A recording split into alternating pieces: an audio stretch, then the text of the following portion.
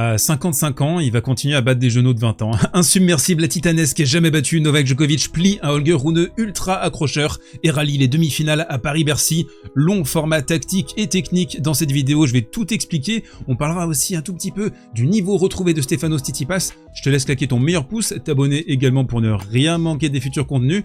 Et on attaque sans générique immédiatement. Dès le début de la partie, on a compris quelle était la stratégie mise en place par Boris Becker et Holger Rune dans cette rencontre, et c'est d'ailleurs un petit peu ce qu'on avait vu déjà entre les deux hommes en finale de Paris-Bercy la saison dernière, c'est-à-dire que Holger Rune, on rentre immédiatement avec de l'impact dans les échanges, donc des gros services ou des one-two avec son coup droit, ici beaucoup de volume, et on suit au filet, on agresse, on empêche Novak Djokovic de déployer son jeu et sa construction. Un premier set du coup plutôt tranquille, la pression elle va s'intensifier à partir de 5-4, Novak Djokovic va essayer de tenter le break à ce moment-là. On connaît de toute façon le Serbe ces dernières années, c'est un joueur vieillissant maintenant, entre guillemets, faut le dire vite, mais il choisit ses moments lors des matchs. Les fins de set, les débuts de set, il a tendance un petit peu à se relâcher. Donc ici, typiquement, on va être dans un moment où Novak va essayer de forcer la décision avec son coup droit décroisé absolument phénoménal. Il va suivre lui aussi au filet, stratégie d'avancer au cours des échanges. Il est à 10 sur 11 au filet lors du premier set. 1-7-0 pour Novak, break, débreak au début de la deuxième manche, on se retrouve à 5-4 et c'est donc le moment où Novak va essayer d'intensifier son effort, vous connaissez la musique, mais surtout, on va rentrer là dans un moment du match qui va être ultra intense, une erreur d'arbitrage de la part de Renaud Liechtenstein. On a donc une balle qui est dehors, juste dehors de la part de Novak, et Rune, qu'est-ce qu'il va faire? Il va jouer son coup droit normal, il va regarder le coup droit, hop, il est dehors. Ah bah du coup je demande le challenge, c'est pas comme ça que c'est censé fonctionner, t'as pas le droit de demander un challenge après avoir joué ton coup avec une pleine intention. Donc vraiment la grosse erreur, Novak qui va parler pendant plusieurs minutes avec l'arbitre pour essayer de comprendre cette mauvaise décision. Et ça a changé pas mal de choses. Donc là, vous imaginez, on commence à avoir une petite frénésie dans le public, ça commence à s'exciter, on sent qu'il y a une tension qui est en train de monter. Balle de match à 5-4, 40-30 pour Novak Djokovic. Holger Rune, et vraiment, il a prouvé et ça fait un petit moment qu'il l'a prouvé déjà, mais on l'a perdu depuis Wimbledon, Holger, malheureusement. Mais je trouve qu'il a cet ADN vraiment de champion. Il va trouver un magnifique service gagnant sur le tee, ce qui va lui permettre un peu plus tard de rallier le tie-break. Et là,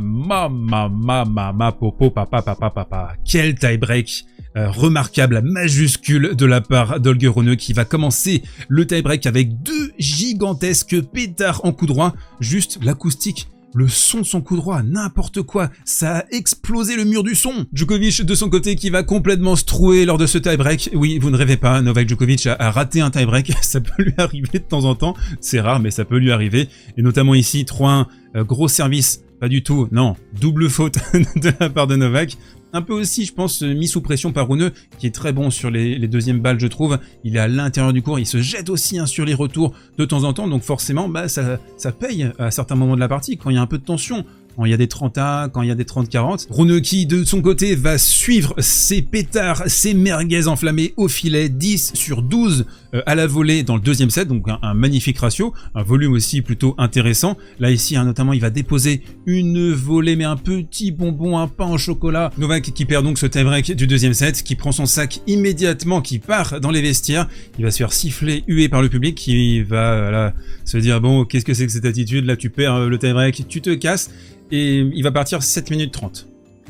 Voilà, 7 minutes 30, Holger Rune qui va attendre, et je trouve que c'est un petit peu long, et vraiment je regrette en fait ça, parce que il est un peu coutumier du fait, Novak, c'est pas le seul à le faire, mais je trouve que c'est trop systématique et c'est utilisé. En fait, c'est une règle qui est détournée. À la base, tu vas aux toilettes pour aller faire tes besoins.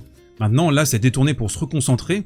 C'est en fait une déformation de la règle, je trouve, c'est un abus, clairement. Et je sais, peut-être que là, derrière votre écran, vous vous dites, mais encore, on est encore en train de parler de ça, vraiment, à chaque fois, là, sur ces grands matchs, il y a ces histoires de pause pisil. Oui, bah oui, mais on est obligé d'en parler parce que ça fait partie intégrante des matchs. Le côté physique, la dimension physique, elle a été très très importante dans le troisième set, et je trouve que cette pause, c'est un élément important. C'est pas un élément capital, essentiel, qui a fait toute la décision, mais c'est un élément important du momentum, du rythme du match, de la récupération aussi pour Novak Djokovic. On va le voir d'ailleurs très vite dans cette troisième manche, un troisième jeu monumental de Novak Djokovic au niveau de l'anticipation de son arsenal défensif, tout simplement extravagant là ici. Donc on a une balle qui est courte, vous le voyez, Rune qui va se précipiter dessus et placarder un coup droit, et regardez Novak avant même que Holger Rune n'ait touché la balle. Il est déjà parti sur sa droite, il va anticiper, il va faire un lob en demi-volée, et ça c'est absolument extraordinaire. C'est vraiment ultra impressionnant à son âge, son œil, son coup d'œil, sa manière d'anticiper, d'aspirer la balle et vraiment d'aspirer le cerveau de ses adversaires, de ses jeunes adversaires. Le troisième set du coup c'est une masterclass absolue, il est vraiment patron sur le terrain je trouve. Là on a un gros rallye, la balle qui va être très longue, un contre de la part d'Holger Rune et on panique pas. On fait une espèce de remise de défense en revers qui va s'échouer juste derrière le câble. Vraiment, cette science du jeu infini est absolument folle. Djokovic qui va terminer à 93% derrière sa première balle, donc le service qui agit comme une citadelle et une victoire finalement, eh bien typiquement Djokovic, c'est-à-dire un niveau de jeu prodigieux, une défense extraordinaire, clutchissime, mais aussi un tout petit peu la part d'ombre, le metagame, faire attendre son adversaire, essayer de casser les momentum, bref, du Novak Djokovic, comme on l'aime, comme on l'adore, ou comme on le déteste. Allez, un mot rapide aussi sur la performance de Stefanos Tsitsipas, j'ai trouvé excellent sur l'ensemble de la partie, il y a un débreak dans la deuxième manche, mais le baromètre du jeu de Stefanos, c'est son coup droit, et surtout le coup droit où il avance un tout petit peu, 50 cm, on le prend tôt, et le court croisé ici, vraiment l'un des coups les plus remarquables de son arsenal. En revers, une nette amélioration aussi qu'on a pu noter depuis Anvers, en fait depuis que Papounet est revenu dans les tribunes avec une capacité à tanker en slice. Bon, faut pas non plus qu'il en frappe des dizaines, mais ça va, il arrive à résister suffisamment et il arrive surtout à identifier les bonnes balles. Ici, une balle relativement courte, on avance, on engage un revers croisé, on remporte le point. Tsitsipas qui est un tout autre joueur quand il est capable de réaliser ce type de coup, le revers long ligne. C'est très important de représenter cette menace. Pas forcément de le réaliser une quinzaine de fois au cours de la partie, mais il faut que l'adversaire en face se dise « Ok, il est capable de le faire, du coup je suis obligé de couvrir un tout petit peu plus ce côté, et du coup au niveau tactique, ça va ouvrir des angles différents, ça va ouvrir des stratégies potentielles différentes. Donc Stefanos, il en a pas tapé des milliards comme ça, mais d'être capable de le réaliser et de faire le break dessus, ça c'est très fort. Il y a juste en fait que le débreak qui a été regrettable, l'ensemble de la partie a été, je trouve, vraiment d'un très très bon niveau de la part de Stefanos. Aucune première balle sur ce jeu, donc forcément, eh bien ça va piquer.